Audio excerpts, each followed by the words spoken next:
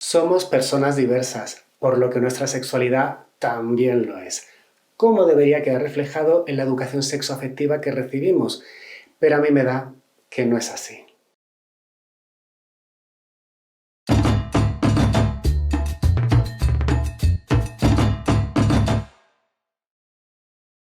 Creo que la educación sexual que tenemos a nivel institucional en España, pues eso, en colegios e institutos, sigue siendo pésima. O sea, por lo que sé, mi madre es maestra y demás, sigue siendo igual de básica que la que recibía yo. Recuerdo que teníamos los típicos talleres que encima eran externos, ¿no? Que venían pues desde asociaciones y demás con toda su buena intención, pero básicamente enseñarnos cómo poner un condón y cómo nosotras no teníamos que quedarnos embarazadas porque el chico se tenía que poner un condón y nosotras cómo ponernos tampones y compresas. Y esa era como el total de la educación reproductiva y era 100% eso, enfocada en la reproducción. Como mujeres en ningún momento se hablaba de nuestro placer. Como para esperar que te expliquen algo de penetración anal, por ejemplo. Quita, quita, que eso es cosa solo de mariquitas. Con mi primera novia estuve 2 años pensando que seguía siendo virgen, porque nunca había follado con un tío y me había penetrado, y entonces mi virginidad pues la seguía teniendo, o sea, tenía esa idea en la cabeza. O sea, ahora me da como hasta vergüenza decirlo, pero es así. A mí en el colegio me enseñaron reproducción, en el instituto anticoncepción, lo interesante las amigas. Bueno, y una prima mía que me sacaba 2 años y un par de novios. Todo lo que aprendí de sexualidad lo aprendí por la revista Bravo, así que gracias España. Como no tenía un comportamiento como mujer heterosexual femenina, creo que me apartaron. No había una educación sexual en la escuela, no había una educación familiar en mi casa, mi mamá nunca me dijo nada. De hecho, muchas veces tuve relaciones sexuales sin condón porque no sabía. Yo, por ejemplo, estudié medicina en Venezuela, y casi todo lo relacionado a la salud sexual, lo realmente científico y lo realmente diverso y legítimo, yo creo que bueno, en un enfoque positivo, lo fui aprendiendo yo a medida que fui desarrollándome en la carrera. Nunca hubo un pedacito, un módulo específico de alguna asignatura que me ayudara a comprender lo que era realmente la educación sexual. Imagínate, si eso pasa a nivel educativo, formativo o como institucional, ¿no? ¿Qué pasará en el día a día? O sea, porque realmente nuestras familias no hablan de esto. O sea, nuestros padres no nos dicen, más allá de asumiendo que eres heterosexual y cisgénero, no nos dicen cómo utilizar un condón, cuando mucho. Por ejemplo, a mi padre a mí me lo dio, pero luego hablar realmente de la gestión del condón, cómo te vas a sentir en las relaciones, el respeto, que todo sea consensuado, que no haya abusos, hacer una reflexión acerca de la cultura de la violencia y de la violación. Estas cosas no pasan. O sea, tú poco a poco, por ensayo y error, las vas aprendiendo. Yo he tenido la suerte de tener una familia que me ha educado sexualmente. Ahora bien, esto no es lo normal. Creo que es importante que tengamos una educación sexual de calidad, adaptada evidentemente a cada etapa de nuestra vida, para que no crezcamos en la intolerancia y sobre todo en el desconocimiento de nuestro propio cuerpo y de nuestro propio placer que tanto se nos ha negado. De hecho, lo noto cuando hablo con mis amigas de sexo, que ciertos temas son tabú y desconocen los placeres del cuerpo. Yo me masturbo desde que me conozco, no tengo ningún tabú con eso. Sin embargo, mis amigas, en torno a mis amigas, pues ellas sí, ¿no? Yo como siempre he tenido una imagen socialmente masculina, lo pongo entre comillas, porque no es la búsqueda por la masculinidad, sino la búsqueda por la comodidad, y los atuendos masculinos son cómodos. Había como cierto permiso de que yo pudiese exponerlo, de que yo pudiese hablar de mi masturbación, de que yo pudiese hablar de las cosas, pero las que eran mujeres femeninas no tenían ese permiso. Pero hijas mías, si no hablamos, ¿cómo nos van a satisfacer? Trabajé 6 meses en una tienda erótica en pleno centro de Madrid y aprendí un montón. Sobre todo lo que aprendí es que no son lugares oscuros donde van viejos degenerados, sino que son lugares espectaculares para hablar sobre lo que nos pasa, para comentar entre amigos, para contarle a una vendedora el problema que estás teniendo o lo que querés experimentar y encontrar asesoramiento, y eso me encantó. A la tienda venían señoras grandes y nosotras le contábamos que con el succionador de clítoris podía llegar a tener muchos orgasmos seguidos en periodos de tiempo cortos, porque es cierto en general. Y me acuerdo que su marido le dijo, ¿pero para qué quieres tener tantos orgasmos?, le dijo. Y ella le dijo, porque puedo. y me pareció letal, porque era obvio que ese hombre no podía. Hoy en día, Internet se ha convertido en el principal motor de búsqueda de información sexual para muchos, con todo lo que eso conlleva. Creo que Internet ayuda siempre y cuando vos sepas detectar a la gente que va a poder ayudarte, a los especialistas en serio, si no podés quedar enredado en un montón de datos y en información confusa. En Google puedo poner una palabra y me salen millones y millones de resultados. Filtrar esos resultados a veces es difícil, porque no quiere decir que el acceso a todas esas posibilidades sea bueno. O sea, el acceso per se lo es. Lo que quiere decir es que no, todos los resultados sean buenos, o toda esa búsqueda de repente te ayude a encontrar una información que sea útil y beneficiosa y positiva para tu persona. Sí, claro, Internet ayuda. Lo malo es que luego le vas a enseñar a tu tía de Murcia recetas de cocido en el móvil y te salen rabos por todas partes. ¡Putas cookies! Una de las cosas que aprendí escribiendo libros sobre educación sexual con especialistas es que la pornografía no tiene por qué ser la enemiga número uno. Al contrario, la pornografía es un lugar donde uno puede explorar y conocerse mucho. Pero el problema está cuando lo que se ve después es tabú, lo que se ve no se habla, y sobre todo cuando uno no se da cuenta de qué es real y qué es ficción en el porno. Yo que soy madre de 2 chavales preadolescentes que no ven porno aún, creo, pero que lo verán seguro, me preocupa que el porno sea su única fuente de educación sexual, como parece que está ocurriendo actualmente. Es una cosa que está muy cronometrada, con unas posiciones muy buscadas, con una estética muy buscada, con momentos de transición entre un acto y el otro, o entre una serie de cosas que no se ven, que luego en las prácticas sexuales personales y del día a día, ¿no?, comúnmente pasan y que ahí no se visibilizan. La pornografía es como el libro Guinness de los récords. Entretiene, pero nunca se te va a ocurrir ponerte a saltar con tacones marcha atrás mientras recitas un verso de Gloria Fuertes para ver lo que duras. ¿O sí? Me sorprendió saber que la educación sexual ideal no tiene tanto que ver con el uso de los genitales, sino más bien con la gestión de las emociones, el respeto por uno mismo, el saber poner límites, el saber cuidar al otro, y que todo eso se aprende a través del afecto y a través de hábitos cotidianos. No son una lección sobre educación sexual puntual.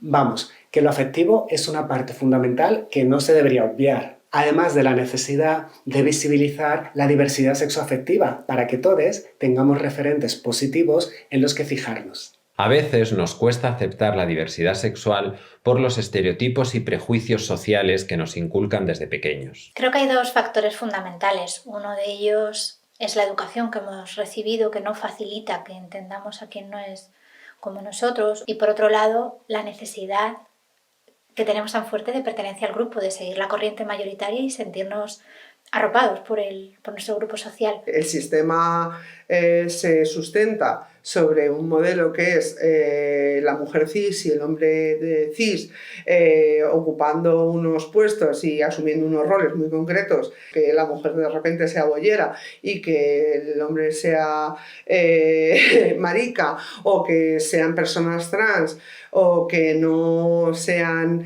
monógamas, atenta directamente contra el sistema, contra la organización, y lo hace peligrar, ¿no? Entonces, bueno, pues no se puede celebrar algo que te pone en peligro. Es miedo y es ignorancia, porque se dice que las primeras veces son malas, no tienen por qué ser malas. Lo que pasa es que son malas porque está todo basado en el tabú. La sexualidad nos va a acompañar toda la vida y comprende varios aspectos. La orientación sexual es uno de ellos. Lo que te gusta, lo que despierta tus pasiones. En definitiva, ¿quién te pone? Y la orientación más aceptada por la sociedad patriarcal es, por supuesto, la heterosexualidad. Los hetero creo que son personas llenas de miedo en general, sobre todo los hombres heterosexuales. Y uno lo ve en lo cotidiano, el miedo a bailar, el miedo a usar ciertos colores, el miedo a que te confundan el miedo a que me toques acá. Hay todo el tiempo miedo. Creo que la sexualidad heterosexual está definida por el miedo. Como la sociedad es heteronormativa y quiere seguir siéndolo, da por supuesto que todas somos heteras, ya que eso es lo normal.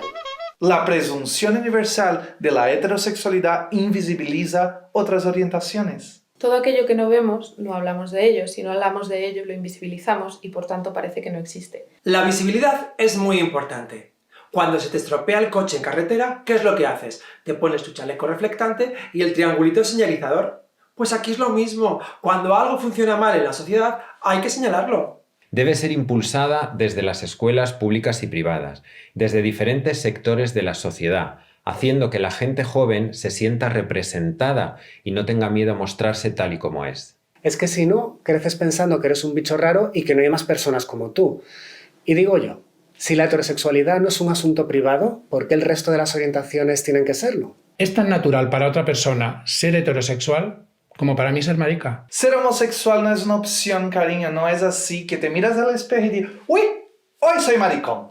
Yo tenía claro que era gay y lo tuve claro desde muy temprana edad, pero no podía aceptarlo, ni lo aceptaba, ni lo entendía, ni sabía por qué me pasaba a mí esto. Y también con mucha culpa, porque vengo de un pueblo muy religioso, de una familia muy religiosa, donde lógicamente ser homosexual, ser marica, o ser el marica del pueblo, pues era algo degradante y denigrante. Recuerdo que cuando yo tenía 16 o 20 años no existía internet. Yo busqué la palabra homosexualidad en la biblioteca.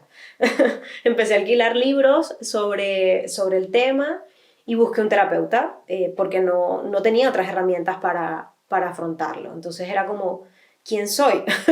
Pues yo me di cuenta de que era lesbiana cuando salí del pueblo. La verdad, cuando salí del pueblo y de repente empecé a encontrarme a mí misma y a darme cuenta de cosas que había estado censurando, porque siempre había estado ahí, pero yo lo había censurado porque a mi alrededor sabía que no era bueno, o sea, había percibido esas señales de que no podía ni decirlo ni expresarlo. El principal problema de salir del armario, en mi caso, fue el miedo al rechazo. Pues imagínate salir del armario siendo mujer rural de la España vaciada, en un pueblo de como mucho 6.000 habitantes. Y eso es más grande. Imposible. El que dirán, la comidilla del pueblo, mira, la hija del de los cupones, que le ha salido lesbiana. Cuando iba a la escuela y me hacían bullying, mis padres me decían, tienes que defenderte porque si no te lo vas a creer, que eres homosexual. Yo entré en un conflicto personal muy fuerte porque yo había formado una estructura heterosexual en mi persona que era todo mentira, ¿no? Entonces de repente cuando eso estalló, ¡ostras! Para poder ir hacia vivir mi homosexualidad con naturalidad, me fui preguntando, me fueron surgiendo dudas, inquietudes, y cuando yo me atrevía a preguntarle a alguien o a contarle lo que me estaba pasando, la respuesta que me encontraba a menudo era, bueno, es que todos somos un poco bisexuales. Y esto, claro, más que ayudarme, me confundía más y me hacía volver a barrer debajo de la alfombra aquello que temía, que no entendía. Para mí no fue fácil salir del closet y de hecho hubo muchos momentos súper complicados. O sea, a mí me llevaron a terapia específicamente para tratar el tema de la homosexualidad y la terapeuta, además, fatal, me dijo que yo tenía un problema de homosexualidad o de bisexualidad. Bueno, por lo menos era un poquito más abierta, fíjate. Porque mi padre no había estado lo suficiente en casa, porque mis padres son divorciados. Entonces yo decía, pero sí, o sea, Carlos tiene sus padres religiosos de toda su vida, que tiene 25 años de casado, tiene 5 hermanos y es más maricón que yo. O sea, no entiendo por qué justamente yo soy, entre tantos padres divorciados o tal, el que le ha tocado esto. O sea, que no entendía, porque claro, no tiene ningún sentido. Pero lo bueno fue que mis padres sí estuvieron abiertos a aprender, ¿no? Que eso es como el clic. Yo me acuerdo que iba cogiendo a mis amigas de una en una, ¿no? Llorando, empezando con las que más confianza tenía, ¿no? La primera persona que se lo conté fue a mi hermana. Y me acuerdo yo llorando y mi hermana pensando que me iba a morir de cáncer o algo, ¿no? Y yo sabía que ella me iba a entender y que me iba a querer igual, ¿no? Con mis padres fue un poco más complicado, pero muy bien en comparación con otra gente que tengo alrededor que lo ha pasado muchísimo más mal. La verdad es que me aceptaron, me han querido. La verdad, mi relación con mi padre se hizo muchísimo más fuerte. Mi madre también empezó como a expandir un poco la mente. Entonces, en mi familia la verdad es que ha sido bastante positivo. Mi familia cercana. En la otra, bueno, hola, ¿qué tal? Mi abuela, viniendo de una sociedad rural, conservadora, de Latinoamérica, muy estricta, puede cambiar a más de 70 años su forma de ver las cosas. ¿Por qué no lo pueden hacer otras personas? Yo no creo que yo estuve realmente en un armario, sino en una vidriera, porque todo el mundo sabía que yo era gay. Eso no quiere decir que no haya sido difícil, por supuesto que siempre es difícil, es complejo, porque uno al principio atraviesa la vergüenza. O sea, como te han dicho que ser lesbiana es malo, que es de gente inferior, pues tú te sientes mal. Hasta que atraviesas esa vergüenza, honras lo que eres, te valoras, entiendes que no tienes nada de malo y sigues adelante. La primera vez que estuve con un chico en Colombia, recuerdo que después de no hacer mucho, tocarnos o darnos un beso, me fui corriendo a la iglesia a confesarme. Era la única forma que encontraba yo en ese momento para liberarme de la culpa por lo que había hecho, que consideraba o que me habían educado que era algo malo. Con el primero que hice el amor fue con un hombre dentro del seno de la iglesia. Y yo tuve suerte porque di con una persona generosa, con un hombre cariñoso y cercano. Y no siempre es así. La primera vez que estuve con un chico, pues sí, no sabía qué hacer. Básicamente le tuve que decir que me explicara, que me llevara. Cuando tenía 17 años, vi Los Juncos Salvajes y encontré en ella un referente de un personaje con el que yo me sentí identificado. Y a partir de ahí me resultó mucho más fácil verme como homosexual. Mi despertar sexual fue muy tardío y para cuando aquello llegó, en mi mente yo ya era hetero. Entonces, deconstruir todo eso es muy complicado en una sociedad donde he carecido totalmente de referentes. Todo hubiese sido más fácil si hubiese tenido referentes gays en la sociedad donde me crié y donde crecí. Y no solo ver los estereotipos de gays que se reflejaban en las telenovelas o en los programas de televisión en mi país. Básicamente, todas las películas ponen referentes como que las lesbianas somos intensas, como que asesinamos, como que matamos, como que escondemos cosas. Y eso es lo que hace profundamente daño a la comunidad LGBTI. Mi primer referencial gay, como me recuerdo de peli y de serie, fue Queer as Folk. Y me recuerdo que mis amigas maricas hablaban, ¡ay, es una serie maravillosa! Y yo fui a ver con muchas ganas y la odio. La odié absurdamente, porque no me sentí identificado con todo, con la normatividad que se vende ahí. Y yo dije, pues eso no soy yo, eso no es lo que yo paso. Uno de los problemas que tengo como homosexual es que he tenido que plantearme si salir del armario o no cada vez que he ido a un trabajo nuevo, a un grupo de amigos, si eso podría perjudicarme, si no, si me aceptarían como soy. No hay que obligar a nadie a salir del armario, pero la visibilización es muy importante. Si no salimos, no avanzamos. Las lesbianas, las bolleras, tenemos doble discriminación por ser mujer y por ser lesbiana. Muchas veces se piensa que una relación entre mujeres está mejor vista o más aceptada que entre hombres, pero en verdad no es así. Lo que pasa es que estamos más sexualizadas, pues estamos vistas como el placer para el hombre. Y por culpa de estas cosas, muchas veces hasta amigos nuestros cercanos, al salir del armario nos preguntan ¿qué? ¿Y haces la tijera? ¿Eso te gusta? No. La gran mayoría ni siquiera la hacen. Habrá personas que sí y personas que no. Además, no podemos olvidar que no todas las lesbianas tienen vulva, ni todas las maricas tienen pene. Las lesbianas follamos como Dios. Eso para empezar. No, es como ya quisierais tener sexo lésbico, porque es fuera del rol y fuera del estereotipo y fuera de todo. Lo que pasa es que no nos dejan. Yo creo que también una de las maneras de discriminación sexual es no poder tener medios de protección efectivos frente a ITS. Yo creo que la discriminación hacia hombres homosexuales y hacia mujeres lesbianas son diferentes, pero que tienen en común algo, el machismo. Cuando discriminan a un hombre, lo discriminan Porque inconscientemente están diciendo, ¿cómo es que tú te vas a parecer a una mujer? ¿Cómo? Si tú eres hombre, ¿ok? Y cuando discriminan a una mujer es, ¿cómo es que te van a gustar las mujeres?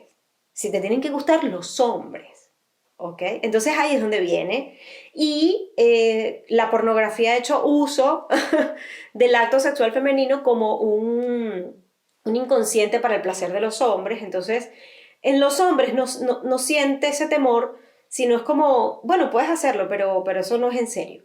Es que no es ni siquiera tan en serio que no te discrimino desde la indiferencia, te discrimino desde devaluar el vínculo que tienes. Son súper amigas, toda la vida juntas, hasta se fueron a vivir al mismo piso, porque así como estaban solteras, se hacían compañía.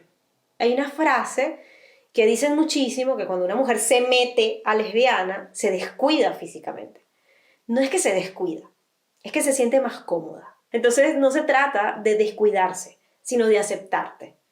Entonces cuando ya no tienes esta presión familiar o cuando no tienes la presión heteropatriarcal, ¿quién eres? Y ya está. En mi caso, como en el de muchos, se esperaba que fuera heterosexual hasta que se demostrase lo contrario, que es lo que pensamos que es todo el mundo por defecto. Sí que tuve una época en la que pensé que era lesbiana cuando me empezó a gustar a una amiga, porque parecía que no había más posibilidades, que o eras heterosexual o eras homosexual. Estuve muy confundida y creo que esto es en gran parte a la falta de referentes y a las imposiciones de la sociedad. También, evidentemente, al no poder hablar las cosas. La bisexualidad es la orientación más ignorada y juzgada. Yo al principio tenía serias dudas sobre la bisexualidad, porque lo cierto es que la mayoría de los hombres bisexuales que yo conocía me parecían homosexuales reprimidos. Luego, con el tiempo, he conocido a personas bisexuales que me han demostrado que estaba equivocado. Yo, en mi caso particular, en su momento salí del armario como bisexual, porque en principio no quería aceptar del todo que yo sentía atracción por las mujeres. Pero luego hay otras personas que salen del armario como bisexuales porque son bisexuales y no hay ningún problema. En mi caso tampoco fue una fase, fue homofobia interiorizada hacia mí. Las personas bisexuales, como es mi caso, nos sentimos atraídos por personas de nuestro género y del resto de los géneros.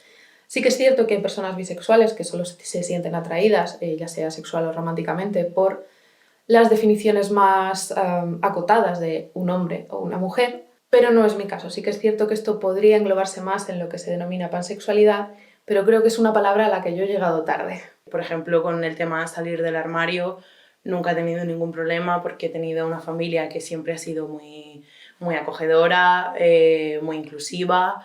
También me di cuenta de que era bisexual ya muy tarde, en mi primer año de carrera, y cuando se lo solté a mis padres en plan, creo que tengo novia o creo que voy a empezar a tener algo con una chica, fue como, nos llevas hablando de esta chica 3 meses, creo que ya lo sabíamos nosotros antes que tú. Quizás lo más habitual no es ya gente que te juzga como una persona viciosa, que esto también es bastante común, pero ya yo personalmente, afortunadamente, lo tengo muy superado. No es tanto eso como, por ejemplo, cuando he tenido una pareja masculina, siempre ha habido por parte generalmente de algún amigo suyo el comentario de qué suerte, por fin estás con una chica con la que puedes hacer un trío. Las mujeres bisexuales no somos unicornios. Esto es muy importante. Bueno, un unicornio es como se define a una mujer bisexual que está dispuesta a mantener una relación con una pareja formada por hombre y mujer, ya sea una relación sexual o sexoafectiva. El hombre de esta pareja siempre suele ser heterosexual y bueno, este tipo de relación viene, creo, en mi opinión, muy alimentada por la pornografía mainstream que vemos casi todos o que ven casi todos los hombres heterosexuales y que no deja de alimentar que una relación es algo falocéntrico y es algo para él sin tener en cuenta el punto de vista de las dos mujeres. Por ejemplo, yo cuando he salido con chicas era como, qué guay, eres lesbiana, claramente es como donde te encasillan. Y después, ahora que estoy saliendo con un chico, cuando alguien se entera que soy bisexual, no se lo cree, porque hay mucho estereotipo, ¿no? Al final, si te gustan las chicas, pues vistes de determinada manera, parece ser, y debe de ser que a la gente le parezco muy hetero físicamente y entonces es como, y encima sales con un tío pero me estás diciendo que eres bisexual en serio y es como, claro, no sé, es que no sé qué más tengo, no tengo un carnet, ¿sabes? Pero lo soy. Yo, por ejemplo, conozco muy pocos hombres que se consideren bisexuales, mientras que conozco a bastantes mujeres que se consideran a sí mismas bisexuales.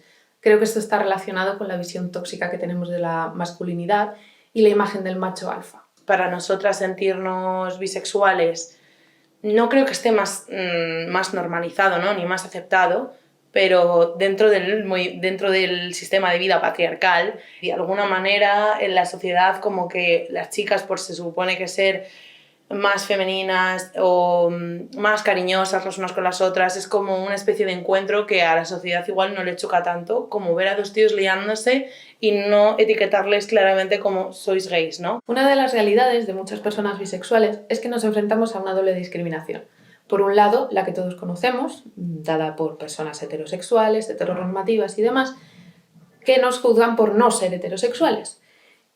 Por otro lado, y aunque en menor grado, sí que existe una cierta discriminación por parte de cierto sector homosexual que nos dice que tenemos que elegir. Y esto es en parte por el heteropatriarcado que nos lleva a dividir la sociedad en dos, en un binarismo total y absoluto en el que o eres homosexual o eres heterosexual, pero tienes que elegir y si no eres un vicioso o estás confundido. Y esto no tiene por qué ser así. Dentro del colectivo, llegado a oír de otra amiga lesbiana, yo no saldría con una chica bisexual por si me pone los cuernos con un hombre.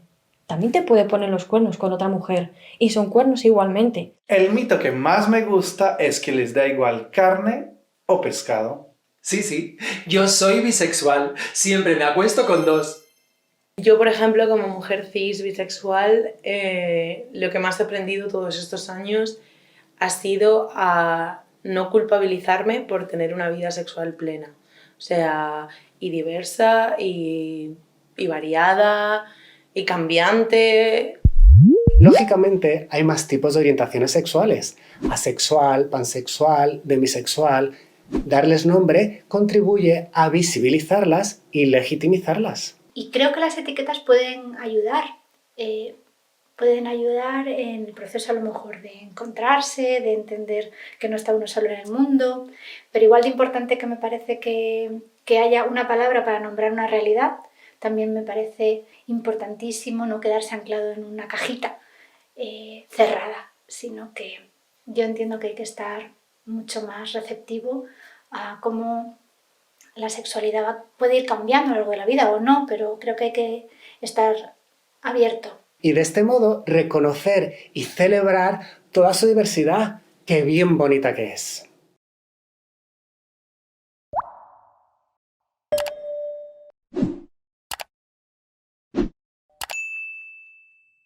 No te vayas todavía, aún hay más. En el próximo vídeo sobre diversidad trataremos de forma muy sencillita aspectos como identidad, expresión de género o lenguaje inclusivo. No te lo puedes perder, que si no, ¿de qué coño vas a hablar cuando te hagan las uñas?